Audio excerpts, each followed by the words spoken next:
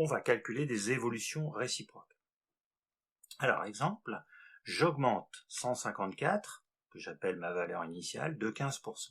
Donc du coup, je vais pouvoir déjà calculer ma valeur finale. Donc ma valeur initiale, c'est 154.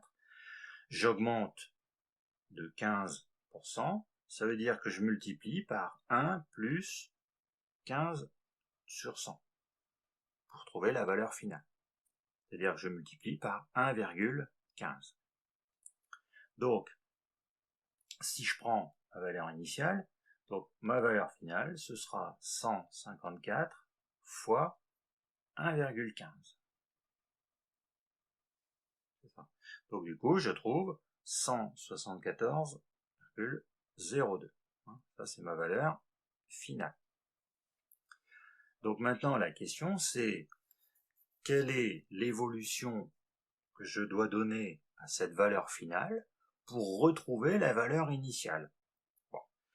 Alors, certains vont se dire, bon, d'accord, on a augmenté de 15%, diminue de 15%. Donc la question c'est, par combien il faut multiplier 174,02 pour retrouver 154 qu'on avait en valeur initiale. Et donc dans ce cas-là, on va multiplier 174,02 non pas par 1,15, non pas par 0,85 si on pense que c'est une diminution de 15%, non, par l'inverse de 1,15. Puisque si on reprend un petit peu, 154 fois 1,15 est égal à 174,02. Donc si on divise de chaque côté par 1,15, on obtient bien l'égalité. 154 égale 174,02 fois 1 sur 1,15. Donc on multiplie par l'inverse de 1,15. Et on obtient bien 154.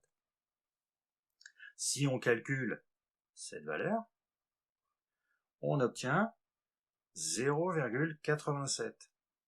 Donc en fin de compte, on a multiplié 174,02 par 0,87 pour retrouver 154. Donc on a bien fait une diminution.